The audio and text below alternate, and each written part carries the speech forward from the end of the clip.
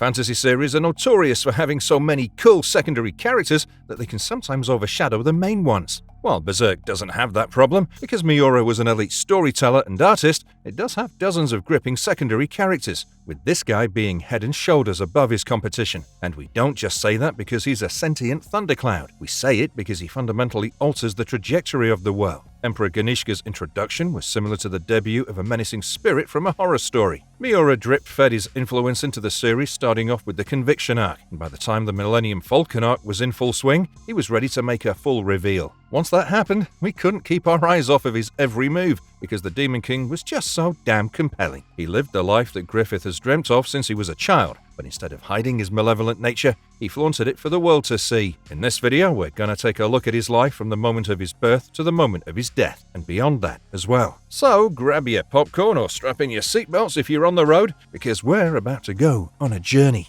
The Snake Prince who killed his way to the top. Ganishka's early life and the beginning of his dream. Many of you might know this fact already if you've been with marvelous anime for a long time, but the inspiration behind Ganishka's character comes from a real-life historical figure. Emperor Ganishka ruled over the Kushan dynasty in the 2nd century of the Common Era, and at the time his domain was one of the largest and most prosperous in Central and Southeast Asia. But apart from the names of his empire and the emperor himself, there's nothing similar about the Kushans of the real world and the Kushans of Berserk. His empire incorporated aspects of Hellenism, Hinduism, and Buddhism in its traditions, practices, and coinage. He's remembered as one of the greatest patrons of Buddhism, second only to Ashoka in its spread in certain parts of the world, and he opened the path of enlightenment for the Chinese, facilitating Buddhism's spread along the Silk Road. He was a conqueror, no doubt. Most inscriptions carved under his command call him the King of Kings, and under his rule, the Kushan dynasty reached its territorial peak, sprawling as far out as Pataliputra from its origin point in Gandhara. But for the most part, he's remembered as a rather peaceful king who was a patron of one of the world's most peaceful religions.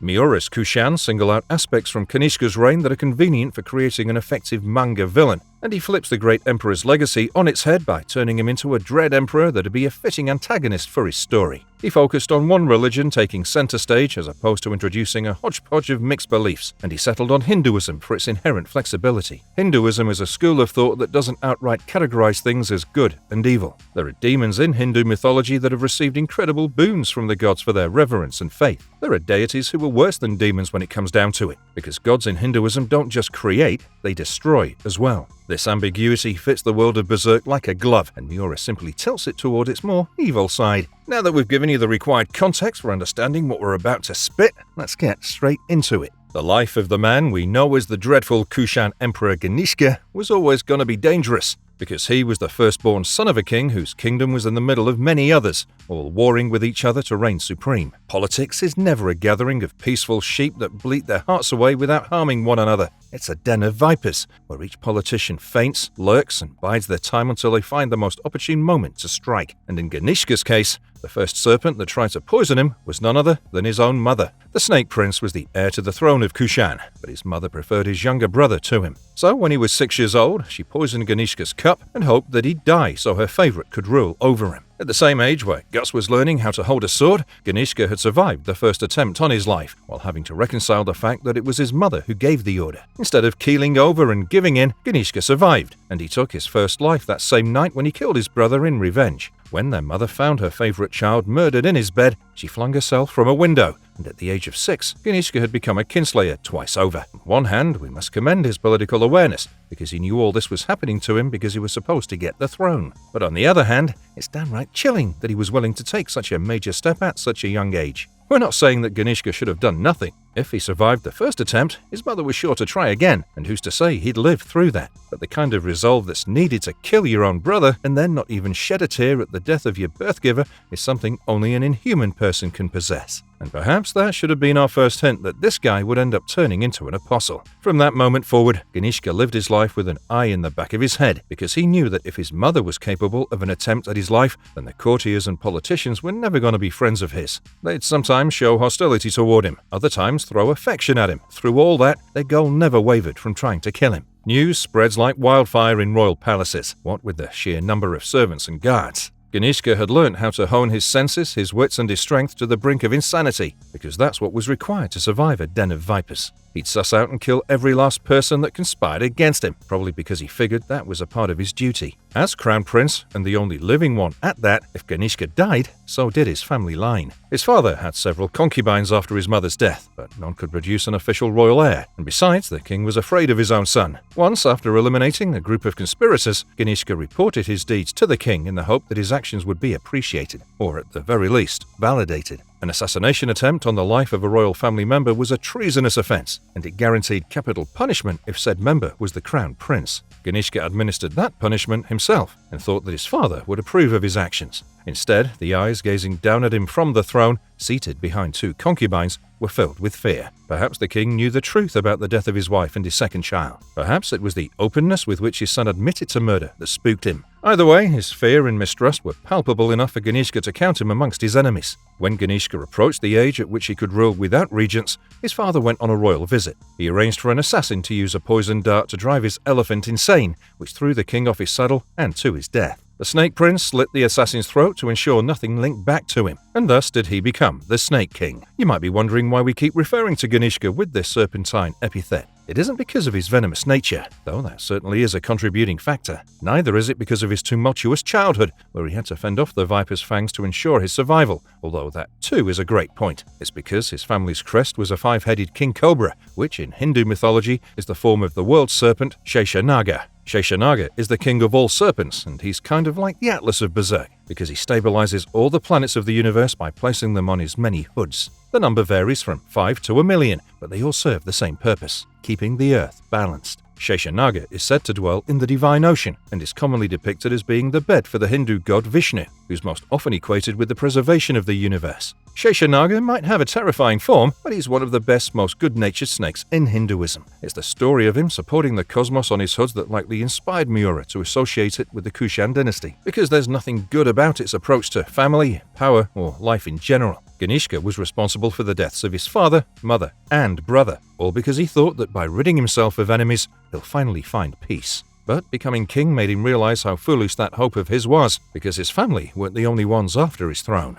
The Snake King's conquest, his true motivations, and rise to apostlehood. The Snake King's rise to power was accompanied with the knowledge that the best defense was offense. Ganishka had been preparing for rule since he was 6 years old. He knew that he had to be 10 steps ahead of all his enemies if he wanted to defeat them. His was a proud kingdom, but small nonetheless, and the fact that he was the sole member of its royal family opened it up to the territorial ambitions of the dragons of the world. Ganishka had trained himself in the art of war since he was exceptionally young. The Snake King would often sit his throne, clutching his sword, and he developed a network of spies that reported back to him from within the castle and without. It was thanks to these measures that Ganishka could secure his ascent, but reaching the summit was just the starting point. As soon as he became king, he started receiving reports that other warring nations were targeting his territory because they thought it was weak. Ganishka had no immediate family left to succeed him after all. If he were to die, that would be the end of the Kushan line, and it would open their lands up to an easy takeover. Instead of sitting by and waiting for that to happen, the Snake King decided to get the jump on his future enemies. With the cunning and reputation he'd cultivated since childhood,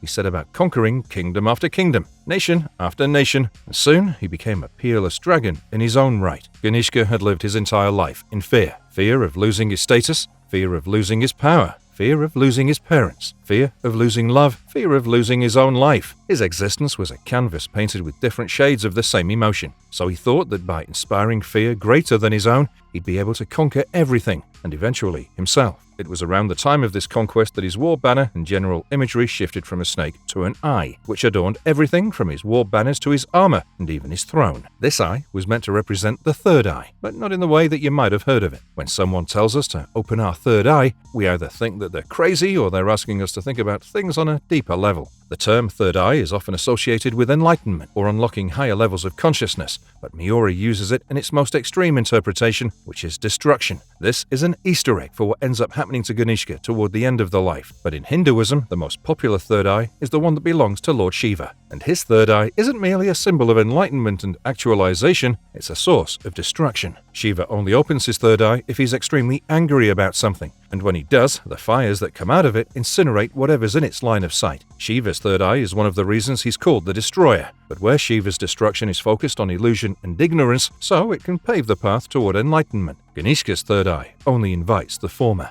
With his highly organized Kushan army and his policy of taking war slaves, the Snake King ascends his title and becomes emperor. An empire isn't just one huge kingdom with several ministers overseeing its smaller districts. It's a collection of several polities, all of which retain varying degrees of autonomy under the auspices of one supreme authority. For example, the infamous Vandal Kingdom was one a vassal state of the Roman Empire. That changed when their leader King Gaiseric took over Carthage in a surprise attack and went on to sack Rome a few years later. Fun fact, Miura used the Vandal King as an inspiration for a historical figure from his own series, Supreme King Gaiseric, who's also the only person to have established an empire spanning the entire continent of man in Berserk history. Ganishka didn't set out to replicate his accomplishments. His target was to preserve his own power and authority through expansion. But the longer his campaign stretched on, the greater his desire for conquest became, until it turned into an all-consuming obsession for him. At one point, Ganishka took a wife from one of the kingdoms he'd subjugated and even had a son with her. But because of his obsession with world domination,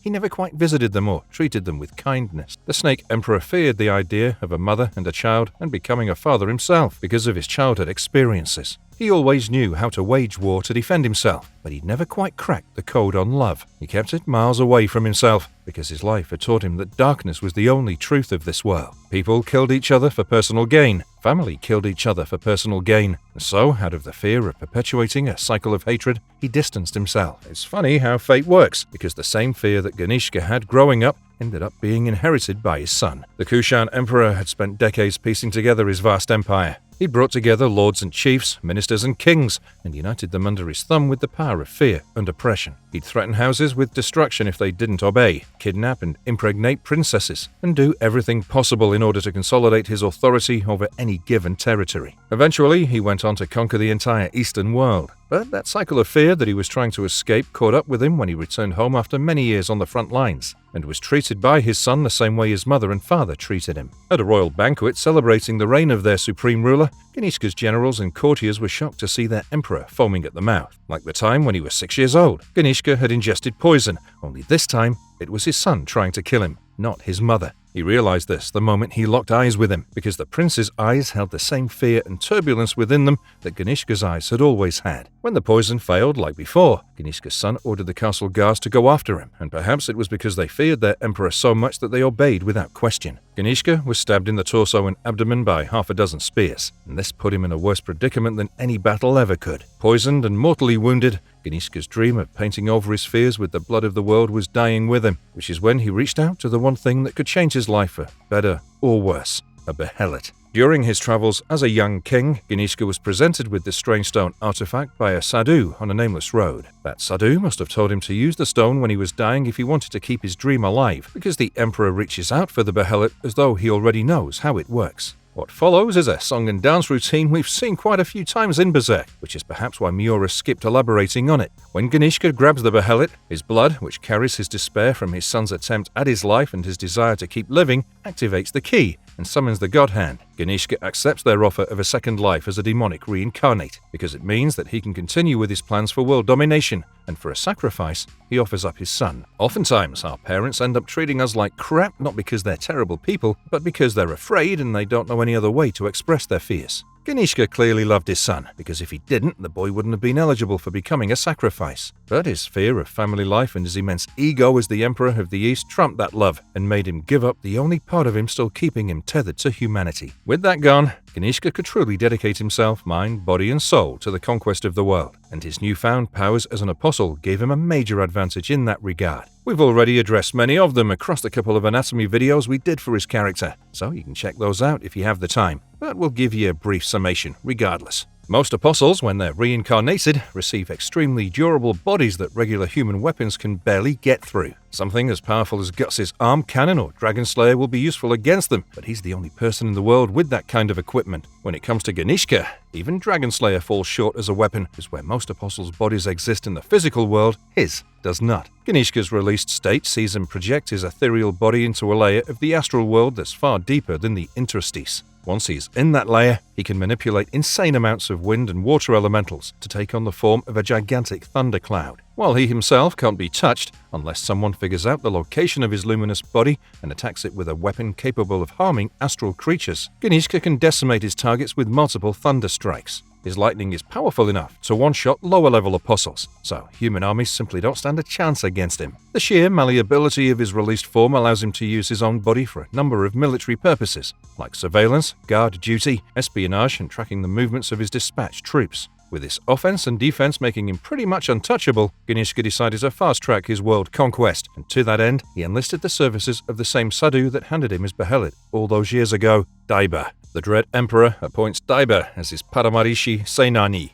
and charges him with creating a second army that would be far superior to his regular army, but whose existence needed to be kept hidden. Since becoming an apostle, Ganishka had understood just how potent demonic power can be. He decided to exploit it as much as he could for his own gain, and expanded the Kushan main army by adding 2 new corps. The main army was composed of a formidable battle line of over 200,000 soldiers, a mix of cavalry, archers, a goddamn elephant division as well. The 2 new corps added enchanted beasts called Pishacha and demonic soldiers called Daka to the mix, and with them, the Dread Emperor could fast-track the path to achieving his dream. The Pishacha are a group of animal-based familiars that are created using dark magic. Daiba's subordinate sorcerers called Harashada use their ethereal bodies to inhabit the physical bodies of various animals, in an attempt to create a fast-moving and utterly obedient unit of magical beasts. The animals chosen to become Pishacha were carefully selected to ensure superiority over land and sea. Tigers and elephants were chosen for their predatory skills and size advantage, respectively. When they're possessed, tigers become huge and grow demonic fangs, while elephants become bipedal and are able to wear armor and wield human weapons. A curb stomping from an elephant is a terrifying enough thing to imagine. So, can you even picture what would happen if one of these threw a harpoon at you using its full body strength? Crocodiles were chosen for their adaptability to land and sea, which made them perfect for covert coastal operations. They could pop out of the sea, decimate the population of the coastline, and melt back into the sea before the sun was up. To handle the various navies of the world, Daiba decided to turn a blue whale into a familiar, and this resulted in one of his strongest creatures. The Makara is a sea beast that has a blue whale size, an elephant's trunk, and a maw filled with teeth that crash down on anything they're presented with, not just small fishes. One of these monsters could sink 10 battleships, and Ganishka had enough Makara to take care of multiple fleets. The Daka were meant to be a counterpart to his regular foot soldiers, with the added advantage of mind control. Born from the flesh of human mothers and mutated by the sea of the abyss, these demonic children are fed on their mother's flesh and grow into mindless warriors that are under the constant vigilance of the Harashada. The way that Ganishka's demon core is structured is simple. The Harashada are the foundation.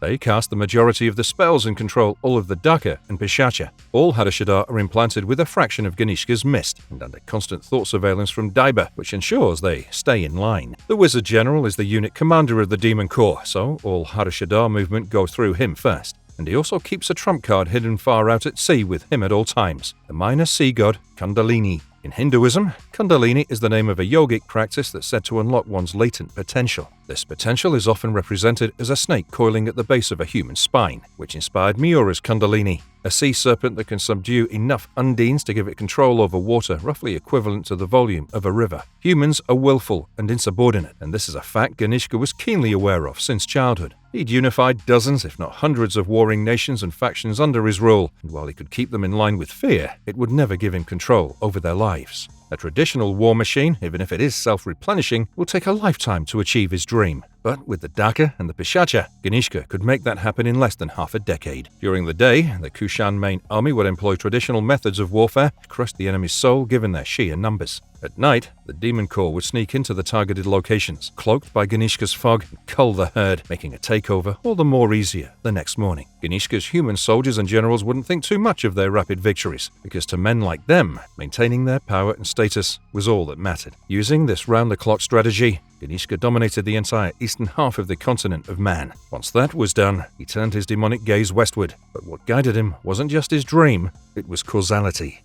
An oracle about the Falcon and the Dread Emperor's western offensive. As a person that wanted to rule over the entire world, Ganishka eyeing the throne of Midland was inevitable. Yeah, it might have taken him a lifetime just to get there through conventional war tactics, but with his powers as an apostle, his brand new Demon Corps, he got there within a few years. Ganishka possessed an overwhelming advantage over land, sea, and air, so invading Midland wasn't going to be the problem. The problem would be what comes after that invasion, because like every other apostle in the world, Ganishka was aware of the Falcon's promised arrival. We didn't see his mist anywhere during the eclipse, so it's safe to assume he didn't partake in it. But every apostle in the world could feel when something major went down with their natural masters. Ganishka must have sensed the birth of Femto from a world across, because that's just how significant such an event is for demonkind. He would have probably been content with serving under him, like he served under the other 4 members of the God Hand, had his goals not conflicted with the Kushan emperors. But Femto's arrival put Ganishka's dream in jeopardy. For a long time, he'd aspired to become the emperor of the world,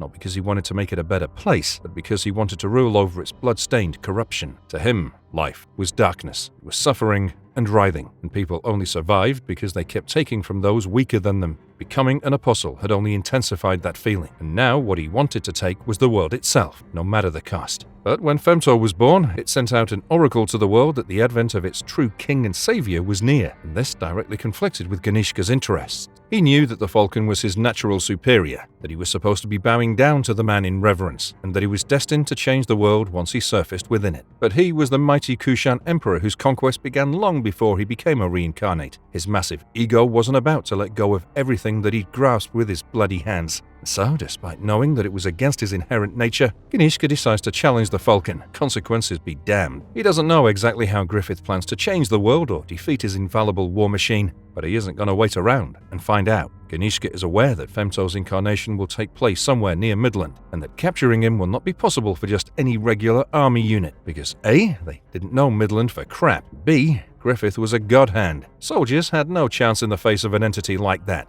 but assassins might, which is why he promises to right an ancient wrong and bring Salat back into the Kushan fold. The Bakiraka clan and its young master were introduced as 2 separate entities during the Golden Age arc. The former was an elite group of assassins under direct control of the King of Midland, and the latter was a traveling warrior that got humiliated in a random arms tournament. We're sure that these 2 weren't meant to be related at the time of their introduction, but when Miura settled on the Kushan Emperor as the next major antagonists of the series, he combined them and gave them a rather depressing backstory. The Bakiraka clan was originally a clan of war slaves who rose to become prominent warriors under the previous Kushan royal family. When Ganishka's family deposed of them, they also banished the Bakiraka from their homeland permanently, and ever since, they'd been wandering the world. They were warriors, were forced to resort to assassination as a means of living, and for centuries, the entire clan had one collective desire: to go back home. Their time in the West had made them privy to all sorts of information about it, which is why Ganishka decided to enlist their services. They were a highly capable military force, intimately aware of enemy territory, and with a crucial cultural disadvantage that was ripe for exploitation. He promised Salat that his clan would be restored to their homeland, should he assist him in carrying out the most dangerous objective of the Western offensive, tracking and capturing the Falcon of Oracle. Salat obviously agreed to this demand, considering his clan's deepest desire,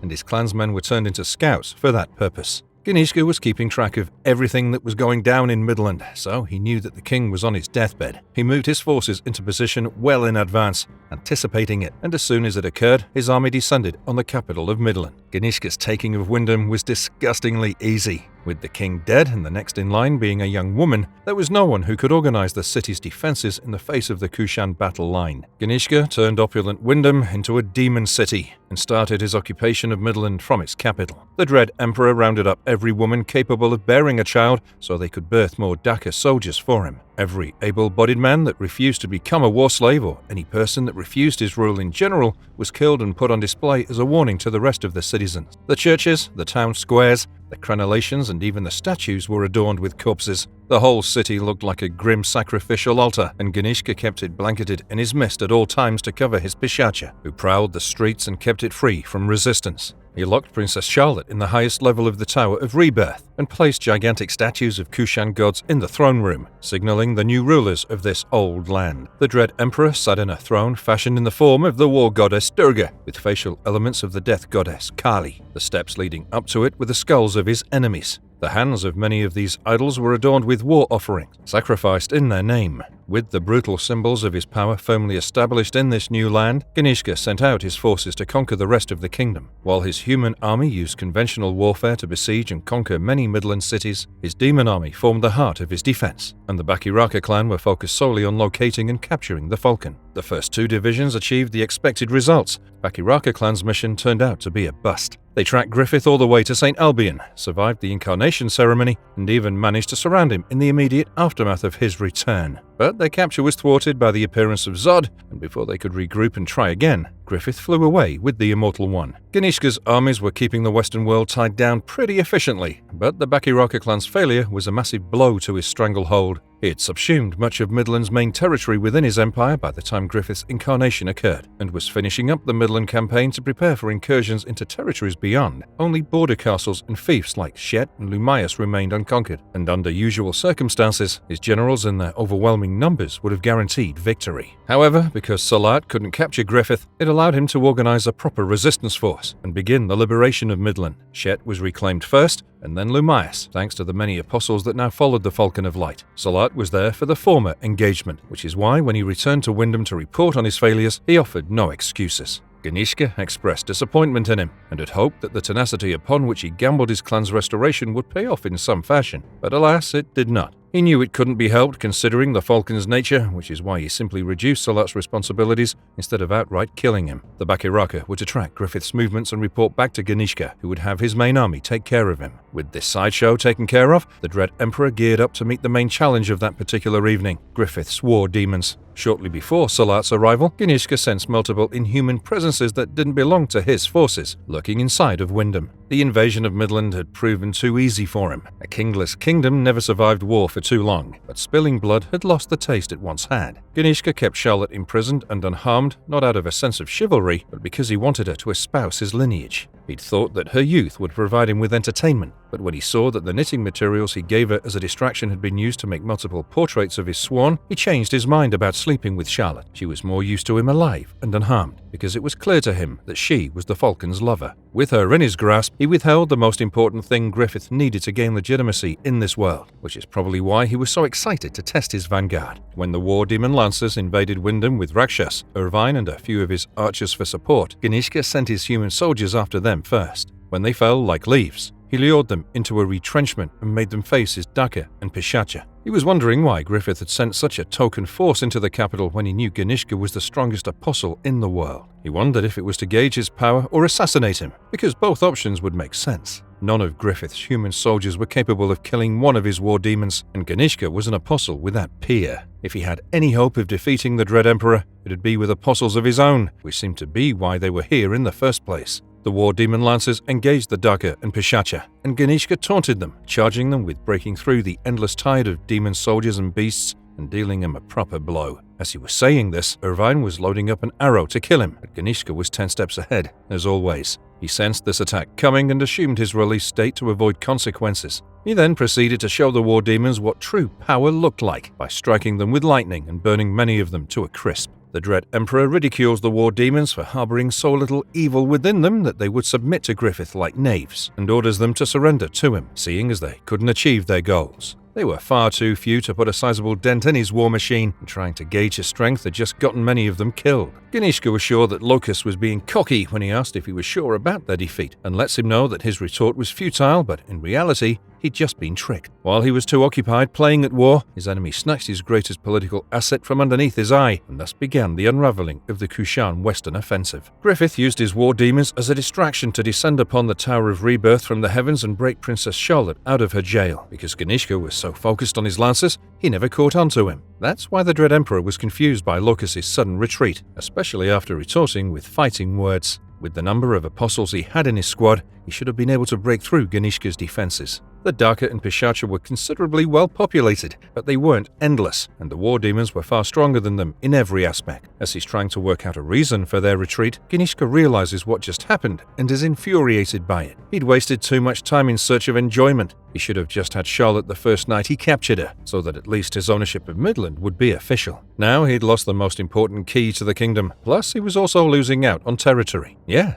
Griffith was his biggest opposition, but his dream was still conquering the world. He couldn't do that if he didn't keep pressing the attack. Ganishka decided not to dwell on the loss of Charlotte because he could hold Midland just as effectively with his armies and demon corps. He switched gears to his next target, which if he was able to subdue, would make him master of the East and the West. The holy city of Ritanis was mainly a trading outpost, and it had been under Kushan occupation at one point in time. Within the Vandemian estate existed a colonnade chamber which was a monument to their rule, preserved as a relic and a reminder. It was the westernmost city in the world, so if Ganishka captured it, he'd rule both ends of the continent of man. With that kind of territorial advantage, he could box in the Falcon's forces and deal with them at his leisure. So he puts into motion one of the most elaborate military operations we've ever seen. Over the course of a single night, Ganishka takes out all soldiers, families and other obstacles that could have announced the arrival of his navy from the coastline of Retarnis. Once they were in position, Ganishka would blanket the city in fog and unleash his Pisacha toward the Vandimian estate, which is where every person of importance would be gathered.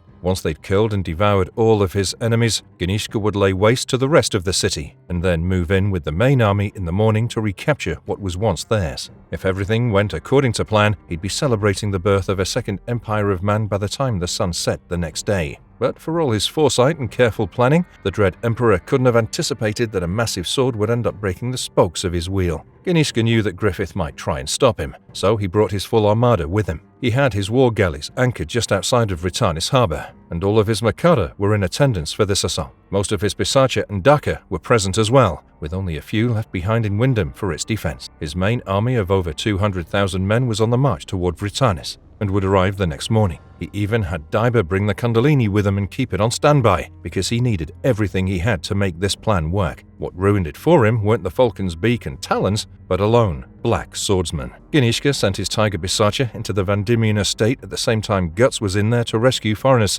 and thus began the unraveling of his plan like so many falling dominoes. The Black Swordsman party secured the estate and slew every Tiger Pisacha Ganishka had sent inside. He thought a personal appearance would scare these people straight, but for someone who eats dead spirits for dinner, the Dread Emperor was like a street performer, what with his smoke machine and his light tricks. Guts cuts a bloody path through Retarnis, cutting down Daka and Pisacha left, right and center, while protecting his companions long enough to make it to a ship. When he reaches the harbor, he goes berserk and takes out all of Ganishka's Makara. The Emperor doesn't intervene, because he wants to see if his Paramedici Seinani can redeem himself. But when Diber loses the Kundalini as well, Ganishka zaps him and his Garuda. He calls out Diber's blunder, because the guy had just lost him all of his naval advantages. Without the Kundalini, he could no longer control the seas, and with no Makara left, he couldn't rely on the Crocodile Pisacha to sink ships. Ganishka was impressed by Guts and Serpico's performance, and commended them for defeating so many of his best troops with such efficiency. War was indeed not a thing to be taken lightly, but when he sensed Guts had some sort of connection to the astral world, he figured he was one of Griffith's captains, so instead of continuing their dialogue, he prepared to deal them death. Ganishka sent multiple lightning strikes in the Black Swordsman's direction, but somehow he managed to live through them all. He was used to killing apostles with his thunder, but somehow this human was capable of withstanding them. Of course, Ganishka didn't know that Guts had the Berserker armor to keep him alive, but the Black Swordsman's tenacity can't be discounted here either. He turned his sword into a lightning rod in order to keep Thundercloud's attacks off of himself, and that's when Ganishka notices his brand of sacrifice. At first, the Dread Emperor is shocked to see a sacrifice still alive, much less fighting against the God Hand. Once the realization sinks in, he makes Guts an unprecedented offer to join forces with him. Ganishka had witnessed the Black Swordsman's destructive power, and now that he knew his motivations, he found his malice and madness agreeable. Ganishka figured that whoever branded Guts had to be siding with Griffith, so he offered him an alliance for the sake of vengeance. He wasn't aware that it was Griffith himself who branded Guts, but if he'd known, he would have surely used it as part of the negotiation. Maybe in an alternate world, Guts would have accepted his offer, seeing as he wasn't too far off the mark about his motivations. But because he was turning over a new leaf in life, he decided to reject it. He was impressed by the fact that there existed an apostle brave enough to stand up to its natural masters, but Ganishka was nothing more than a mad dog in the end, and he had no interest in joining a feud between monsters. The Dread Emperor truly regretted Guts' decision, because if they'd allied with one another, perhaps both of them could have achieved their respective dreams. Ganishka could have conquered the world, and Guts could have killed Griffith. Now they'd never know, because the Emperor had decided to take the Black Swordsman's life in exchange for his fallen Pisacha. Just as he was preparing to zap him to death, Griffith's flying war demons entered the theater, and with them came the man that exposed Ganishka's weakness, Zod.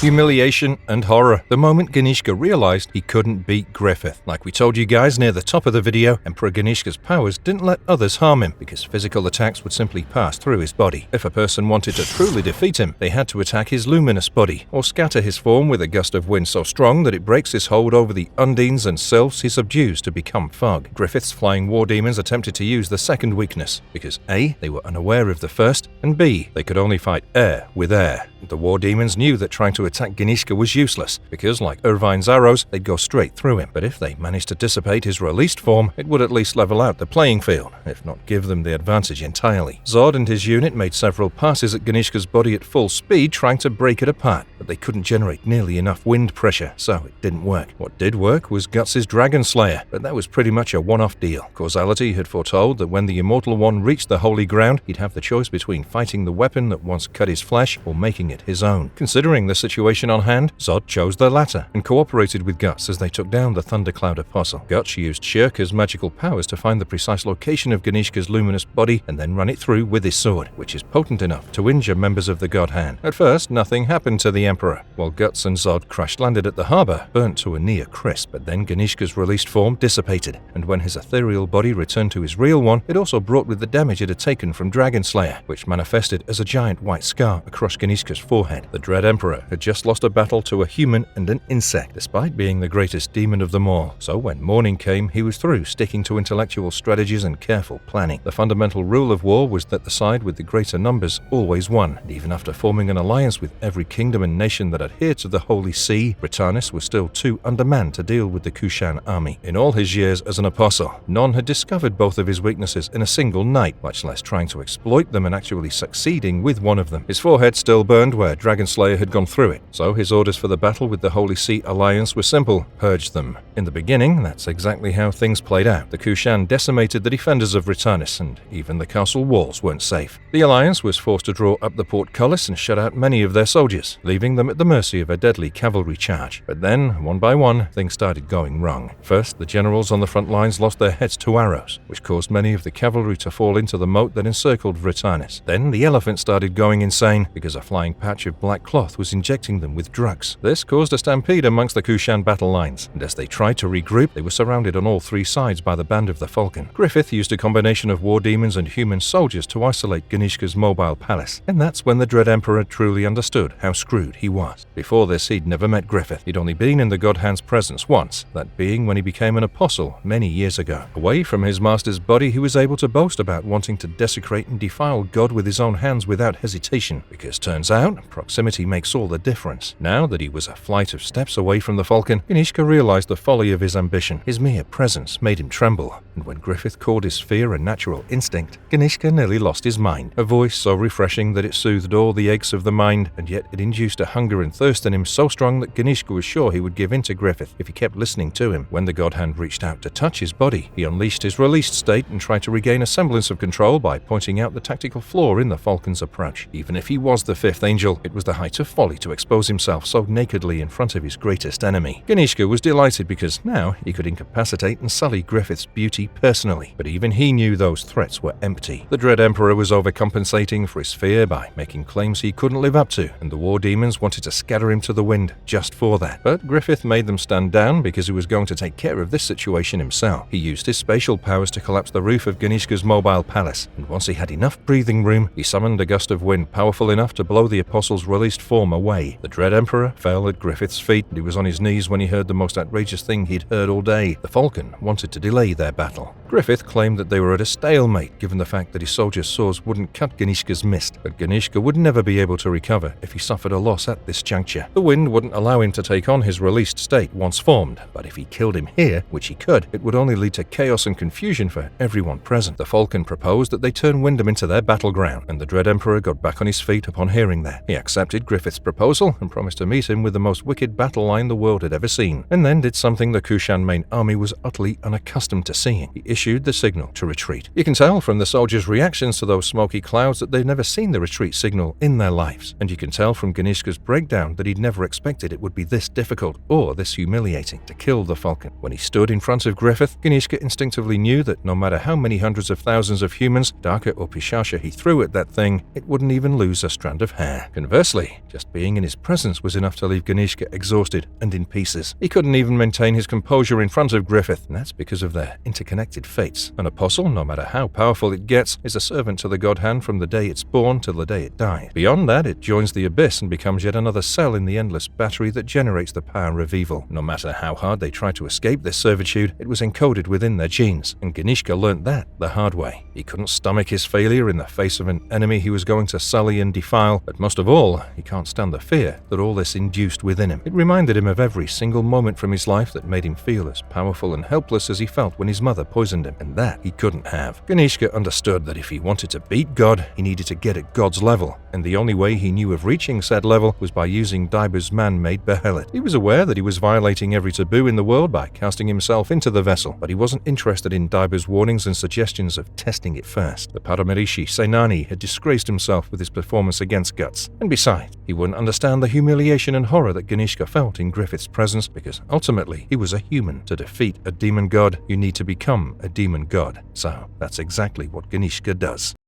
The birth of Shiva and the end of the world. Ganishka versus Griffith and the advent of Fantasia. When we were discussing the early stages of Ganishka's world conquest, we mentioned how he switched his family crest from being a five-headed serpent to a single eye, representing the third eye of destruction. Over the years, that eye started to become more and more prominent in Kushan regalia, to the point that Ganishka's battle armor during his war with Griffith is completely covered with eyes. While it certainly makes for a terrifying character design, regardless of how you use it, the true purpose of that eye was to signal what Ganishka would end up becoming, and that is Berserk's version of the end god Shiva. In Hindu mythology, various sects worship various aspects for the three primary deities as their patrons. The sects that worship Shiva believe that the end of the universe will occur when Shiva will open his third eye and burn the cosmos with his fiery Tandava dance. We don't know if Ganishka can even move normally following his reincarnation, but he certainly can set the world ablaze, because that's one of the powers he draws out of the abyss. You can find out more information on this from our videos on the anatomy of Ganishka and his Shiva form in particular, but we'll focus on the astral aspect of it anyway because it ties into Ganishka's dream, and that is the main driving factor in all this that people seem to forget, that the Dread Emperor had the same dream as Griffith. In many ways, Ganishka's life is what Griffith wanted his human life to be like. He was born a prince and he became a king, and then emperor off the strength of his sword and wits. Both of them are so obsessed with self-preservation and gaining power that they'd go to any lengths to attain it. Griffith murders a queen and half a court to try and become king, and Ganishka kills his own father to become king. If Griffith was in his position, we don't see him doing a single thing differently from Ganishka, except maybe he'd be a little better at making allies. The Dread Emperor never stops planning for what's next, which is exactly the kind of attitude that Griffith has when it comes to realizing his dream. But the moment the latter became a God Hand member, the former's dream was engulfed by his, because all apostles exist to serve the God Hand. The feeling of being unable to do anything in the face of one clearly superior to him in every aspect is what pushes Ganishka into using the man-made behelit. He was going to put up a fight for his dream by any means necessary, even if it was pointless, and the only way to combat a demon god was with another demon god. He took in so much evil energy from the abyss that when he emerged in front of Daiba, the evil sorcerer believed he'd opened the gates of hell. He didn't know it at the time, but Daiba was spot on in his assessment, because the Dread Emperor Ganishka had become a gateway of sorts. When he lowered himself into the man-made behelit, Ganishka's body started pulling in the fog he'd scattered all over Wyndham. Every organic being that his fog touched, be it Darker, Pisacha, human, or apostle, all of their flesh and blood was sucked into the behelit by the fog, because in order to defeat Griffith, Ganishka needed a body of flesh. He was drawing power from the astral world for an entire night, so when the morning arrived, he barely knew who he was. In the beginning, the Dread Emperor could recognize Daiba through his hundreds of eyes and speak coherently from his hundreds of mouths, but as he kept manifesting, his sanity kept deteriorating until it hit rock bottom. He had an endless number of hands and countless faces that could spit flames. He recalled he had an enemy he wanted to trample and a world he wanted to conquer, but beyond that, he forgot all about himself. Where Ganishka could recognize Daiba a few minutes ago, he now perceived him as nothing more than a fly. Where he might have spared the lives of his soldiers a few minutes ago, all he now saw were ants that, when he crushed them, bloomed into red flowers. Shiva Ganishka was so enamored by these flowers that he ran pages through the parts of his army he hadn't assimilated into his own flesh, and then subconsciously turns them into pseudo-apostles that bear his semblance. As an entity whose scale was so massive that his head was permanently in the clouds, Shiva Ganishka's understanding of the world had been fundamentally altered. When he tried to focus on what was in front of him, all he saw was a boundless landscape that he could barely understand was the sky. He had the power to destroy cities with a single step. Yet the Dread Emperor was utterly terrified because he'd stepped into the unknown. He had no idea how much astral energy he'd absorb or how to handle any of it, so he called out for the people that gave him comfort. It's sad that his first reaction was to ask for his soldiers, because that just shows you how tightly deadly war was woven into Ganishka's identity as a person. He felt more comfortable with his soldiers than anything else. Well, them and Daiba. When Shiva called out to his former Paramarishi Senani, his mind devolves even further under the weight of all that astral energy, and soon enough, he forgets his own identity. In frustration, he rains fire upon the world, just like Shiva from Hinduism, only more kaiju-esque, because he does it with a scream. Ganishka is struggling to even understand himself at this point, and all he wants is salvation. The moment his heart's desire shifts from conquest to salvation, his actions end up falling in line with the fate that had been set out for him from the beginning. Because when Ganishka is at his lowest point mentally and emotionally, the only thing that gives him hope is light, the light emanating from the luminous body of the Falcon of Light. For all his talk about wanting to defile and displace God and sully his beauty, in the end, the nature of an apostle overrode his conscious desires and made him submit to his natural superior. With his mind torn asunder, Ganishka defaulted to his base instincts, and as a reincarnate, that instinct was to be drawn close to and being embraced by the God-Hand's aura. He'd had a taste of it before, when Griffith confronted him in his mobile palace, but Ganishka was still thinking with the ego of a man. Now, with his defenses broken and his weaknesses exposed, he was thinking with the instinct of a demon, and all demons craved the light of the Falcon, no matter how much of an insect it made them. To the defenders of Midland were sure his advance looked like an assault. The band of the Falcon saw Ganishka's pseudo closing in and assumed an echelon formation at their leader's behest. They rode into battle, humans and apostles alike, all united by the unseen light of Griffith's odd. They were unaware that it was this light that Ganishka too was chasing down, which is why he stopped in his tracks when he reached Griffith's position. The Falcon mounted his steed and flew to the very top of Shiva's head, where he found the core of Ganishka's consciousness in a cranial crater. Sensing that the end was near, the dread emperor let go of all his pretension as his life flashed in front of his eyes. All he'd ever known was fear. At 6, he became fearful that he would never be safe because of who he was, not even from his family. At 16, he became fearful that he would never find peace, despite gaining power. Ganishka had used fear as a tool and an excuse his entire life. He could never let go of it because it defined his existence, and the only way he knew how to keep people in line was through fear greater than his own. Here, at the end, he could admit to himself that he had always craved the light, but he feared it because he believed that it would burn him. He'd existed in the darkness for so long, he felt as though he didn't deserve the light, but that's where his nature as an apostle became his salvation. Instead of burning him to death, Griffith's light brought him warmth. He felt it envelop his entire being, and his eyes developed a smile crinkle for the first time because he finally had peace. Ganishka felt as though he'd found his true purpose by stepping into the light, and the crazy thing is, he isn't wrong. See, his emergence as Shiva was part of the prophecy that foretold the transfiguration of the world. Ganishka knew that Griffith's incarnation was the sign of said transfiguration's beginning, but he didn't know that everything he was doing following the Falcon's arrival was also a part of it. One who was being reincarnated twice, and a sword stroke that reaches deeper still into the spirit world will open the door. These are the words that describe what we Berserk fans know as the Great Roar of the astral world. This roar is nothing more than the merger of the astral and physical world, with the abyss being its primary generator. The reason Griffith wanted to do this was because as a god in the world of humans, he was able to perform miracles no one else could. But as a god-hand, he needed to shield his true nature from them and keep them focused on problems bigger than him. If he were to continue fighting humans after dealing with the Kushan Empire, his secret would eventually leak, and the reason behind his war demon's existence would vanish. But with the two worlds combined, Griffith's subjects themselves would willingly fight alongside the war demons, because the evil you know